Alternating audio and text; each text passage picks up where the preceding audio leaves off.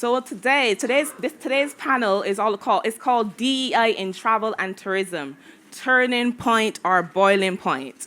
And to start, it's the year 2022, 2 years on from where most individuals in the DEI space will say that it was a watershed moment in the travel and tourism industry, where we were forced to consider how inclusive it really was, from the recruitment and retention practices to some of the homogeneous marketing and advertising that exist.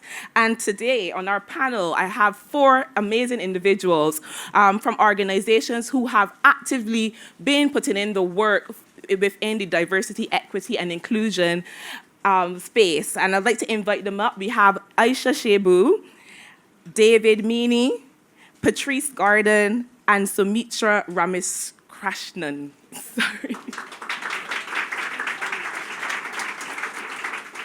Thank you so much for joining us today. And to get started, I'm going to actually let you guys introduce yourself. But when you're introducing yourself, because most of you, your key roles in your organizations is not necessarily DEI. So I want you to tell us what's inspired you as well to get into DEI within your individual organizations as well. So I'll start with you, Patrice. I had to sit at the end, didn't I? Yes, you did. Hi, everyone. I'm Patrice Gordon. I am the Director for Business for the commercial area at Virgin Atlantic. I've been there for just 5 years now, and I'm a trained chartered accountant, so I've moved from finance into commercial, and I'm also an exec coach. So what drove me to be passionate about DEI was being the only in the room, and I moved up in my career really quickly when I was at BA. So I realised that I was able to talk to really senior leaders, but age and tenure in the organisation, I was very close to the people kind of on the shop floor and actually the people speaking to the customers. So I have this gift of being able to speak to both sides and communicate and build relationships with both sides. Mm-hmm. And so I realised that was one of my unique gifts, that I needed to make sure that the guys making decisions around the senior leadership table were really conscious of how it impacted others in the organisation. So I've made it a bit of my mission in all the organisations I work with to leave a legacy in building a more inclusive environment. Fantastic, thank you. David? Thank you for having me here today. I work for the Travel Corporation, and the Travel Corporation is a family-owned business of 40 different travel brands. So you've got Kentucky Holidays, Trafalgar, Insight Vacations, Uniworld, and various other awesome brands. And I look after brand partnerships for the group. So that's partnership with tourism boards and airlines and out-of-category brands like lifestyle brands. And how I got into DEI, I was leading on our relationship with the International Gay Lesbian Travel Association, which I know many of the brands here today are also members of. And as a gay man myself, I started to ask internally in the business, well, what are we actually doing for this community? Yes, we can pay a fee and have the lovely logo on all of our assets and actively target this community, but what are we actually doing? And that was a few years back, and started to have those conversations internally. But obviously, as a white male of privilege, I appreciate that there's so much more I can be doing for other underrepresented communities. So I got behind our DEI strategy, and I'm leading that internally, and that's where I kind of got into the whole space. Fantastic. And Aisha? Hi, everybody. I'm so glad to be here today. My name is Aisha Shaibu, and I think my role started through activism. I'm part of UK Black Pride as head of community engagement, but then through seeing so many things through my career, I've been working in the science industry for so many years as a research scientist, and I realized wherever I am, my intersectional identity and everything that I am isn't being kind of catered to. That's why I started my company, Moonlight Experiences, so that I could showcase the diversity of our community. It's an LGBTQ travel company, and what we do is we showcase the best things happening not just within the UK or London, but across different cities, trying to bring people together so that we can do better to support the different parts of our communities, to uplift marginalized voices. So I found my way through D&I that way because I'm on the ground. I'm part of my community, but I realized that in order to truly make that change, the people at the top need to recognize what needs to change. So that's kind of how I found myself here right now. Brilliant. And Sumeetra? Thank you. I feel really privileged to be here today. I'm Sumeetra Ramakrishnan. I am a senior lecturer at the University of Surrey, the School of Hospitality and Tourism Management. And my journey into DEI began before I was born. I come from a very patriarchal family where my mum was she had ambitions, but she was married off at 18, and she promised herself if she ever had a girl, she will make sure that the girl has all the opportunities she didn't have. So, with opportunities comes responsibility. So I was always aware that I was very privileged because I had the allyship, which is why I'm always looking at allyship and ways in which we could support each other. And when I went to university and did further research as part of my PhD, I was looking at low pay in hospitality and tourism. Who's in low pay in hospitality and tourism? Women of different ethnic groups. So it was a natural home for me. And from there on, I got very involved in anything to do with DEI. So anybody said DEI, do you want to be a rep? Do you want to do something? I put my hand up. And I ended up in the race equality steering group within the university.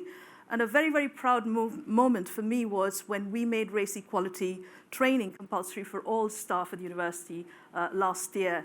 And a prouder moment for me as a mum is when my daughters were the first to start an equality society in their school, a 130-year-old school. So I'm very privileged, and I'm listening to stories and I'm thinking, yeah, that's me. So thank you.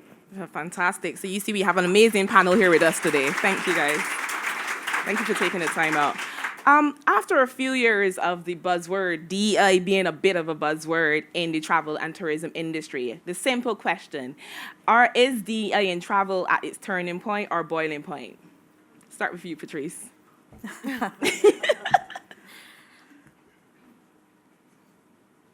I think it is at its boiling point. Okay. Do you want me to elaborate? Elaborate a little bit, just a little bit.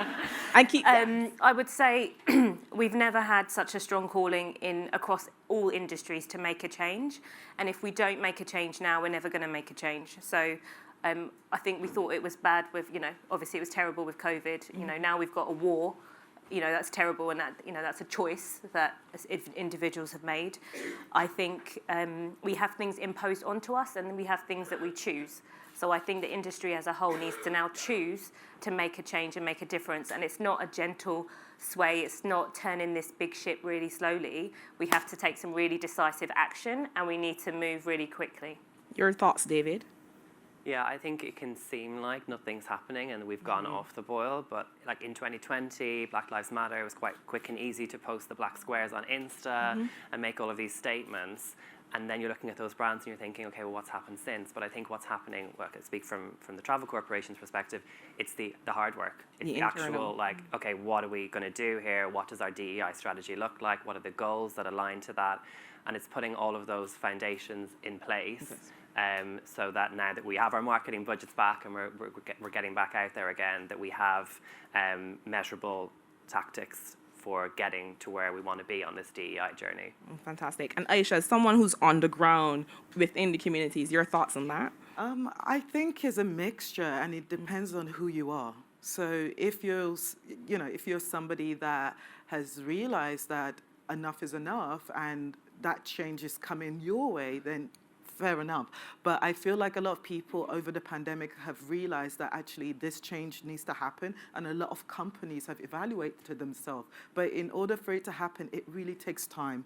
It's not a one rule for all. It's not about, what's trending. It's about actually doing the work and making it sustainable. So we're not seeing that change now, but I know so many people are wanting to see it, and I think it's about uplifting each other and working with those people specifically, because those are who we're interested in. And I think there's so many people in the room today. I mean, that kind of speaks volumes. Yeah, that's fantastic. And Sumeetra?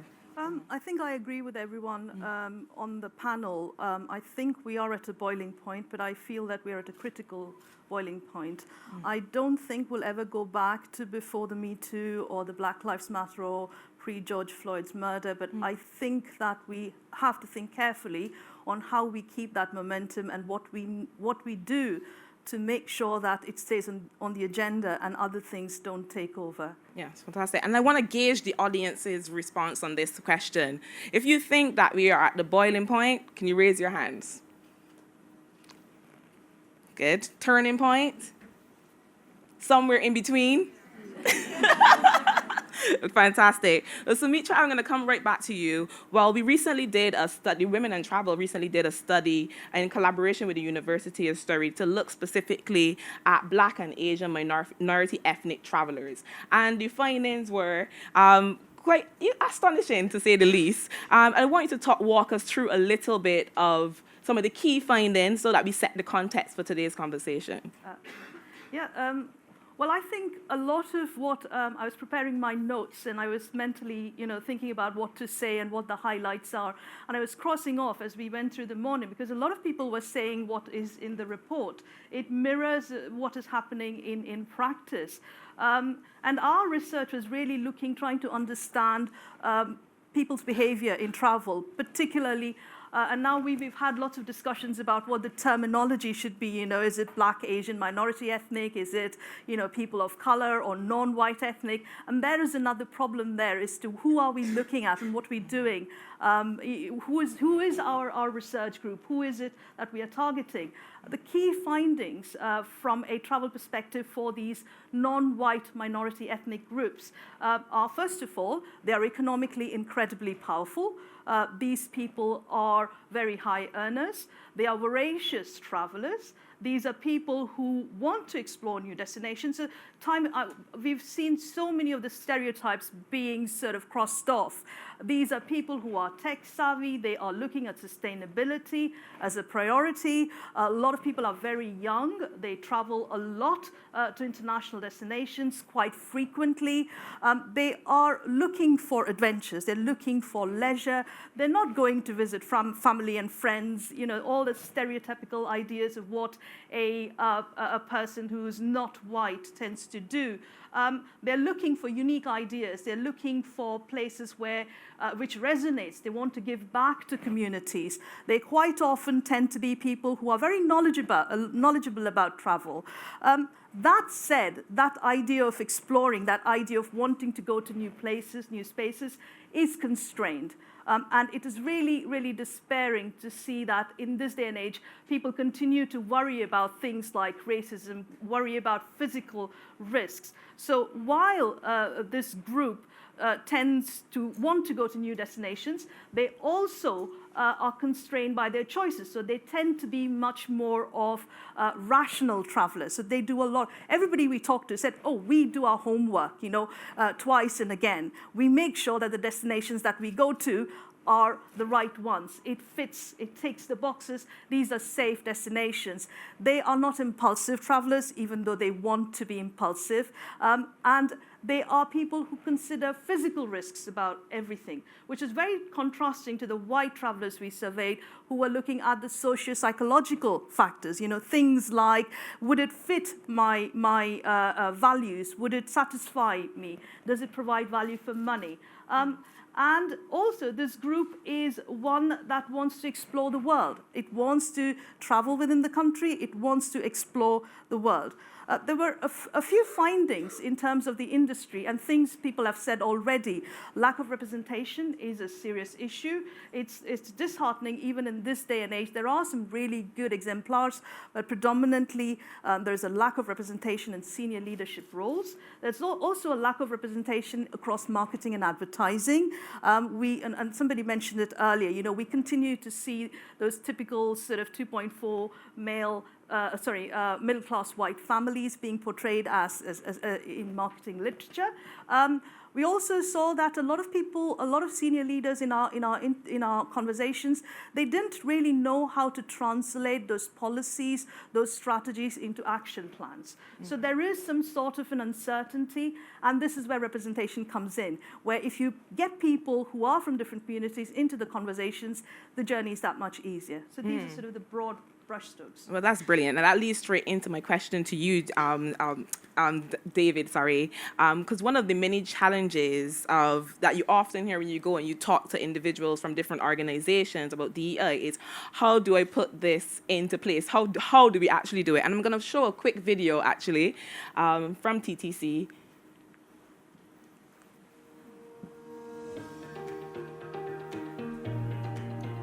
Diversity is the foundation of meaningful travel. We don't travel to experience sameness. We travel to meet different people, learn new perspectives, and explore unique cultures. Embracing diversity, equity, and inclusion is something we must all make a conscious effort to do. And at TTC, we've created a new DEI strategy with 3 work streams which are underpinned by the goals, priorities, and actions we'll take. Fantastic. So, David, tell us a little bit about, can you share a little bit about the process that went in behind aligning your DEI strategy to your overall business plan, really? Sure. So we started off by aligning our DEI goals with our wider sustainability strategy, because the two really go hand in hand. And our sustainability strategy aligns to the UN Sustainable Development Goals, so the SDGs, and within that there's clear DEI goals. So we started there, and we started to track and measure how we are doing and how we are genuinely supporting traditionally underrepresented communities. And from there, we then developed a specific DEI strategy which focuses on the 3 core business functions: people and culture, product experience, so product development and contracting, and marketing and communications. So it was about really kind of thinking about within our business, what do we do, what's our biggest functions, and how can we embed DEI into that, so it's not this kind of nice little thing that we do over here, that it's embedded into every single business decision that we make. So to give an example, when it comes to product experiences, so product development and contracting, we have tasked all of our contracting teams all over the world with really strict targets for how we are supporting various different communities. So that's female-owned businesses, LGBTQ, Black, Indigenous people of colour, and ensuring that on a yearly basis we have set a benchmark and we can see the progression year on year. So that's just one of the examples. And we've come up against real challenges there. So for example, in the US, the Trafalgar brand wanted to develop a trip which shines a light on kind of the stories of the civil rights movement. And to do that, we wanted to ensure that the trip director, which is basically the guide, is from the Black community and is able to share that lived experience. And we started to scratch the surface, and we realized that there isn't a huge number of trip directors in the US who are Black, who can do that. So instead of kind of going, oh, well, that's too difficult, we're going to walk away, we've teamed up with charities and development agencies in the US to create, it's called the Pathways Project, whereby it's a entry kind of education path to the industry and coaching and mentorship for those from the Black community who want to become trip directors and guides within the business. And this is also open. It's something we're doing with our competitors in the US, so that we have a bit like your initiative, Joe, around the photography, that you're kind of setting example and you're widening it out to the entire industry, because someone mentioned in a previous session that DEI should never be a competitive advantage, which I thought was brilliant. So we have to work together as an industry to really make that change, because it's not just about what we do as a brand. Fantastic. Dismantling systems of racism and inequality is often, it needs to come from the top. How do you go about managing that top-down approach with a bottom-up strategy without it kind of getting lost in the middle? Yeah, the two really have to work hand in hand. And those 3 areas of people and culture, operation, or product and marketing, it was about kind of having senior leaders in the business who lead on those areas to have full ownership of the DEI element of that function. So they have quarterly meetings with their various different marketing colleagues or people and culture colleagues all over the world. They have check-ins. We've set a 5-year strategy and goals, which we're on a journey. We're not perfect. Like all of us here in this room, we're working towards it. And it's about making sure that it's embedded into their roles and what they do. And then from a bottom-up perspective, we have an ERG, which has been going for many years, and that's around giving voices to everyone internally, whether that's women or parents or LGBTQ+, to ensure that they have spaces to go and be together and celebrate today's Pride Month, and I'm having to leave early today because we're celebrating Pride back in the office later on today. So we try to kind of create those moments for each of the different traditionally underrepresented communities to have a voice internally. Oh, fantastic. And Patrice, coming to you, and I'm going to be straight, simple question. Why are women still, why do you think that women are still encountering challenges in their way to leadership positions within the organizations? I really don't think I have much more to add versus the panel sessions earlier. I think you all had a pretty clear depiction of the balance that we as women have to have. And my personal saying is, I believe us as women are alchemists. So you give us something, you know, if you remember your mums, they can make anything out of anything, right?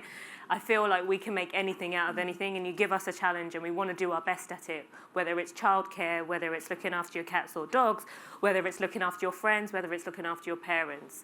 And I think we just have this internal dialogue and this internal struggle all the time of wanting to do everything really well.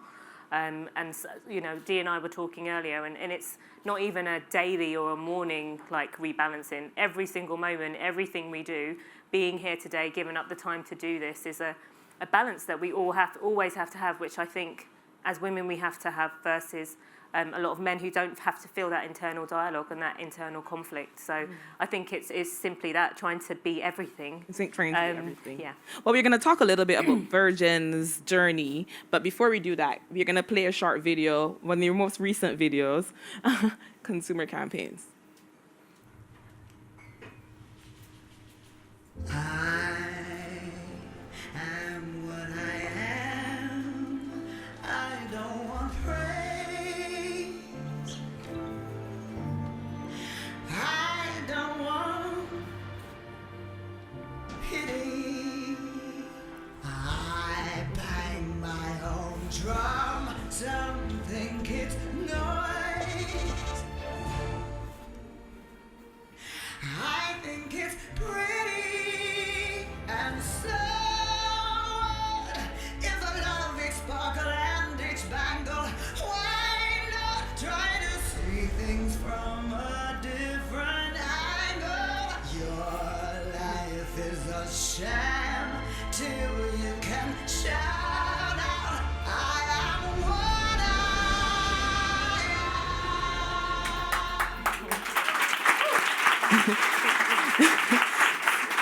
Thank you. So we see this amazing campaign, but we know, as we were just talking to David about the internal process, because that's where essentially it starts first. Yep. Can you walk us through a little bit of Virgin's internal process as it goes as it relates to belonging, and how that now impacts on your external communications to your consumers? So one of the reasons I joined Virgin 5 years ago was because I thought, it's an organisation that I really feel like I could make a difference in, that I could kind of knock on a door and it might be open because they want to do better and be better. And I'm really proud to say that it is a company which the doors do open when you go knocking. So when I first joined the organisation, we had a Pride network, and we had a network called Scarlet, which is a women's network. Those networks had been in the business for a while, and then in 2017, the Belonging Journey started, and then we started to look at other groups. So we have a DEN network, which is our Disability Employment Network, and then in 2020 we started our Valued Network, which is our Ethnic Diversity Network. So we were really clear that internally we needed to use the strength of our employees, who are so far-ranging and wide. And actually, in that advertisement, all the individuals were cabin crew, were our staff. And so that was something that one of our older marketing directors instilled, that we have amazing people, and we actually call our people our secret sauce. So people choose Virgin. How many aircraft do you think Virgin Atlantic have? Can we just do a little? I'm going to 100. Who thinks it's above 100? Okay. All right. Who thinks I'm going to go down. Who thinks it's above 50? All right. We actually have 36 aircraft, right? Versus BA, I've lost count of how much aircraft BA have now. When I was there, it was 652 versus the 30 that we have at Virgin, right? So It's not because we have the widest ranging network. We fly to the US, the Caribbean, India, South Africa, Pakistan, and Hong Kong and China. So those are our destinations. We are not that far-reaching, but our bark is certainly worse than our bite, and our people choose us because of the people. And we recognised very early on that that's why people choose to work there. So having the foresight to invest in that belonging journey and make sure that the people that are there because they really want to be there has been particularly important. And I think throughout the pandemic, it has been horrendous for Virgin Atlantic. We lost 50% of our staff, and obviously for crew and pilots, and also from our ground staff. So it's been a really tough journey to keep that sense of belonging when, you know, people who really become your family, like, they're not there anymore. So really working through that process, and it's been brilliant to come back to have like our first TV campaign for a few years with that, like, let's see the world differently, let's all get back on a plane and go travelling, and these are our people as well. So I think, it's a journey, definitely. There's still lots of improvements to be made, but we've really focused on that belonging journey internally, using our employee resource groups, using our staff to make sure they feel like they belong and they feel super proud. And that's come out in the external advert as well. I know you talk a lot about reverse mentoring personally as well. How do you use reverse mentoring to really help to uplift and amplify the voices of those underrepresented people within your organization? So it started off as a pilot, and we are still going through to kind of make it a full piece. So I was the first reverse mentor for our CEO, Craig Krieger, and that was back in 2018, 2019. And we've just been going through a journey, really, of making sure, what we've really done is use those employee resource groups now as that kind of road into the senior leadership group to make sure that those voices are heard, those voices are amplified, and where we need to make some corrections. So we've had like no makeup policy, so our crew no longer have to wear makeup on board. It's their choice. You would have seen lots of stuff on LinkedIn about the tattoo policy, so you don't have to cover up your tattoos anymore, regardless of your frontline crew or back office. So it's things like that that we're really using to listen to our employees to make sure that they are heard. Oh, fantastic. And Aisha, I'm coming over to you. You're outside of Moonlight experiences, you do a lot of work with the UK Black Pride. What initiatives or programs have you come across that you kind of applaud? And it can be outside of the travel industry as well. So for me, is companies or brands that want to support social impact. So, for example, Levi's, we did a campaign with them because I'm part of Give Out as well, which is an international LGBTQ charity. We'll pull donations of money from people across the world, and then we give it to other grassroots projects and places where being queer isn't as liberated, because what people need to be doing is giving that resources so people can defend themselves. It's not going in anywhere and expecting the fact that we should be making those changes. People are always doing work. There's always activists. There's always people doing that work, but it's given that resources. So I think it's when companies recognize that, it's like, how can we give you something to support you, but also long term?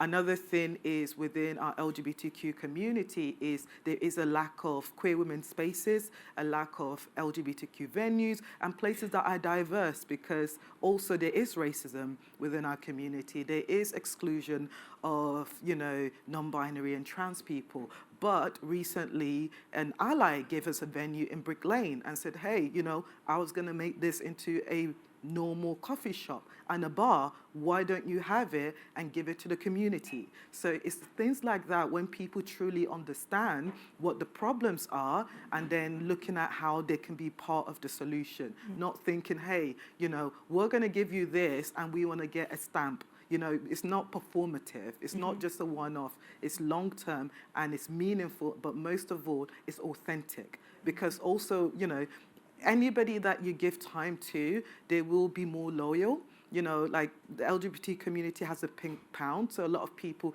can get money off us.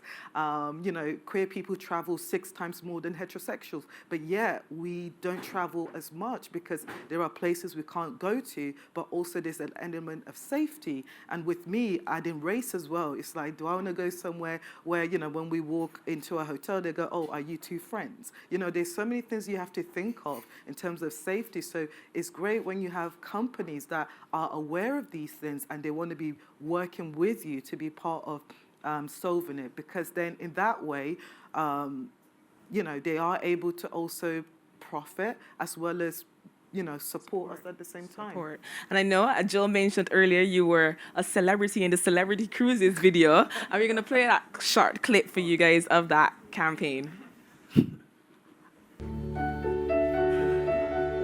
When I look around, I don't see myself reflected anywhere. As a photographer, I always said, diversity brings richness.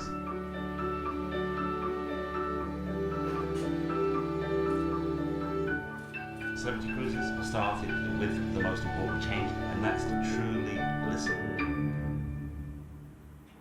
Fantastic. So tell us a little bit about the behind the scenes of filming, other than it being really exciting from what I can see. Don't give up. You're gonna keep what stays on celebrities. Yeah, okay. But tell us a little bit about behind the scenes and why, from your perspective, this initiative was so important for the travel industry. So I'm there with my fiance. Actually, we're getting married on Saturday. Yes. Thank you. But for both of us, we struggle to see ourselves in the travel industry. We struggle to be seen or to be looked at as a customer that also really deserve to be there.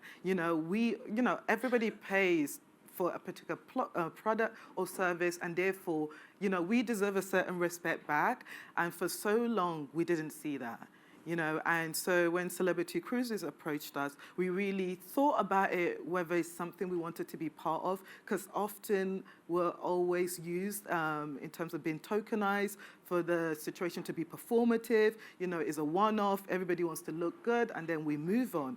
And that could be very difficult, especially like now during Pride Month. It's the same, everybody wants to work with queer people. And the moment, June is over, they don't know anymore.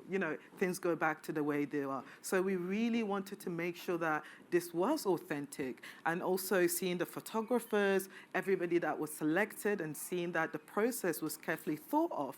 I thought, actually, this is something very special, because in order to create change, you don't want to do it alone. You need everybody. You need your allies. You need everybody to be truly part of that.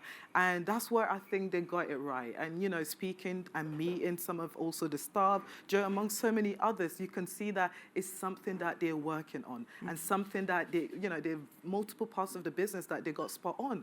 And you can see that growth and that change. And I was like, you know what, this is something I do want to be part of, because at the same time, that visibility, we've been talking about lack of visibility, and that's so important. Sometimes I'm walking down the street and there's a black young girl that I go, oh, are you Aisha? I saw you and your partner in this. That, for me is just beautiful, because when we look at media, when we look at marketing, we don't see ourselves, I grew up thinking that, black people are not allowed to be gay. Culturally, there's a big difference. Having my family from West Africa, there are so many things that you make yourself doubt. And I think over time, when companies, start to make these changes, you're not just making change because of your service or something you're providing, but also is what it means in terms of that change in society.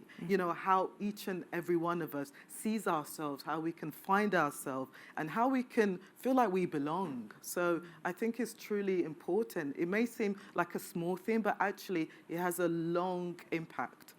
A long impact, definitely, 100%. Sumeetra, moving forward, what actions can organizations now look to take? Because I'm sure, like within the study, that there were some key actions that you guys identified that organizations to take to move the dial forward on DEI in the travel industry. Do you mind sharing a few of those kind of key actions? Yeah, I think everything that people have been saying all of today. Really, it's about turning all those thoughts, those wonderful ideas, those initiatives, those strategies into something that is actionable. And some of the key challenges we have are lack of data. We don't have real data across groups. We tend to lump together everybody into one group, really don't know what the differences are, what the motivations are, what are the nuances between cultures and generations and different backgrounds. We struggle with understanding accountability. There are some wonderful initiatives going on around across organizations internationally, but there is no proper accountability. There's a lack of somebody holding people to task. So we've got these wonderful DEI strategies.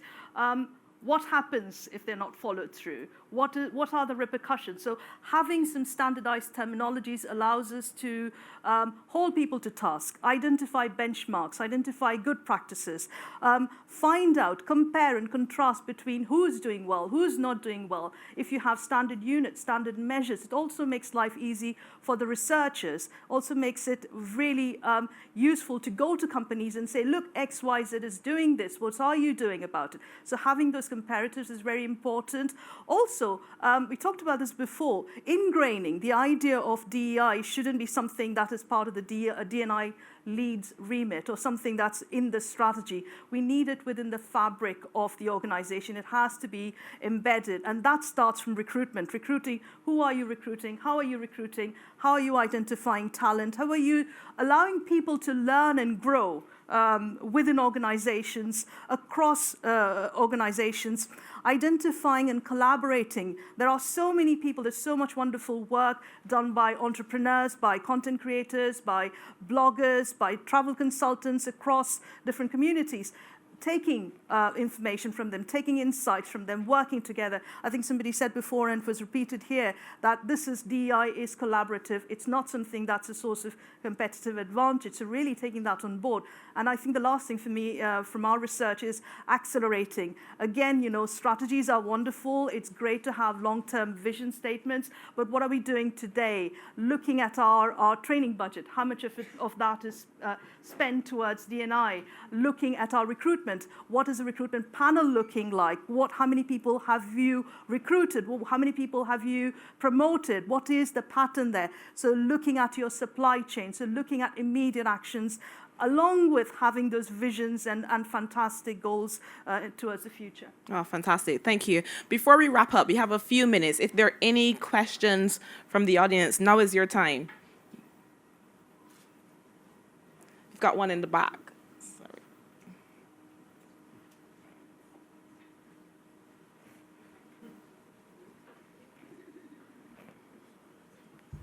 And please do introduce yourself as well. Hello, I'm Graham Jackson from the Travel Foundation. Okay.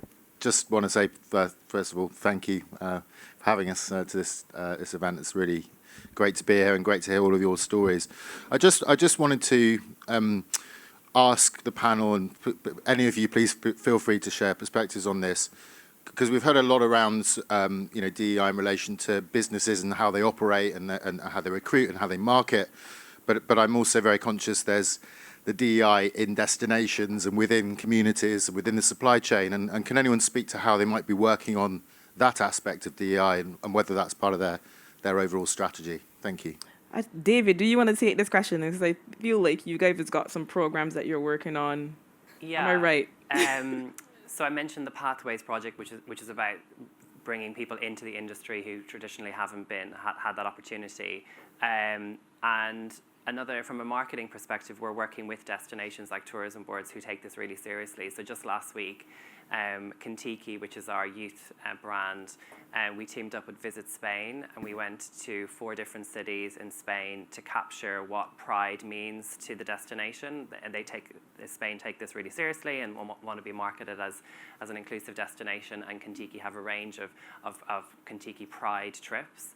And we captured the best of Barcelona Pride in various different cities. But for me, what I was most kind of passionate about was that, and something you've mentioned, was around the fact that this shoot, or this piece of work that we did with the tourism board, was around directly supporting the community, because every single member on the shoot, both in front and behind of the camera, was from the LGBTQIA+ community, including the trans community, which is often forgotten about, and that will be coming out in the next few days.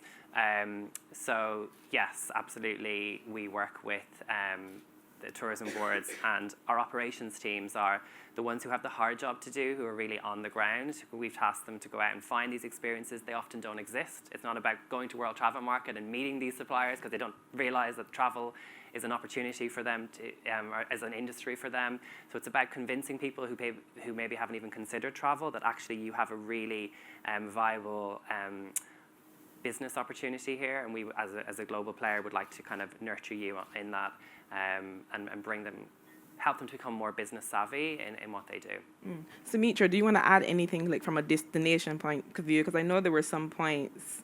I think we really need to revisit our definitions of, success, or choosing suppliers, or choosing, marketing campaigns, or we need to revisit, because we seem to have these sort of standards and benchmarks which have been set for, 50, 100 years ago. I think that we need to look at how we define who is a supplier, how do we, how do you make sure that, what is talent, how do you promote people, how you recognize success. And I think revisiting those criteria will also help us understand the needs of different diverse audiences. Okay, brilliant.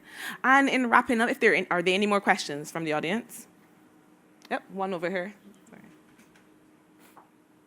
Please do introduce yourself as well. Thank you. Hi, my name is Andrea Henry, and I work for a company called Collinson. So I'm the global D&I and wellbeing lead there. Just got a question around data, because I've heard it throughout the morning, but in particular how it's quite difficult. One of the things that tends to come up, and I speak to other people doing similar roles as me in other organisations, is understanding their people in terms of getting that data piece to be able to hold and then do the actions from it as a result of that. Does anybody, or can anybody lean into what their organisations have done to kind of help bolster that? Because I think sometimes there can be barriers or challenges, in particular around sometimes trust or not wanting to kind of give in, but also wanting the work to be done. And obviously, you've got to kind of give in order to get a bit. Yeah, and you're talking from an internal perspective, getting that information internally. Yeah, just as their businesses. Thank you. You want to go? Yeah, sure. I think for me, the example I can give is last year for UK Black Pride, we got loads of support from different companies like L'Oreal and NYX, and they gave us some resource to be able to put out the first ever UK Black Pride survey. Because what we realized is, there's so many government surveys about the queer community, about the UK, what's going on. But when you really look into all of the stats, only 1% of that takes account of anybody that isn't white. So we, as you said, we lack data. So they wanted to support us in trying to change that. And when we looked at other companies and, to partner up with, to support us with this, they said, actually, you know what, Aisha, we'd love to help you, but even our focus groups that we usually get, we can't get you that kind of data. So it was very, very difficult because for so long, so many people didn't make time to put things in place so that they can actually reach the community. So we looked at and we're like, what can we actually do? And the best thing for us to do was actually putting it out to the community and, trying to get a response that way. So we use a lot of smaller organizations, collectives that we know that we work with. And that way we accumulated over 3,000 responses. And for most big companies that actually want to put out surveys, they actually struggle. And through that, and this is just our first one. So for me, it's community engagement. I think is very key. And whatever you're trying to do, if you don't have those resources, it's working with other companies that do, so that they can get you those people. Because as you said before, the biggest thing is trust. So for our community particularly, we know full well if you used, for example, another government agency, they're not going to do that survey the moment they see that name, because in the past they've been burnt. So we had to be truly careful in terms of who we partnered up with at the same time. Fantastic. And I'll encourage you to talk to David afterwards, just based on times, because I know you've done some work internally within your organization. And in wrapping up, I just want to share a quote with you, which is from It's part of an email that the CEO of Expedia had sent out, Peter Kern, just after the death of George Floyd. And he said, unfortunately, unlike COVID-19, which I believe science will eventually conquer, hundreds of years of racism and over and unconscious bias will not be fixed with a vaccine. Instead, we must all be a part of the solution, and we must each rededicate ourselves to be the change. So I want to leave you guys on that note. Thank you so much. Thank you to the panelists as well.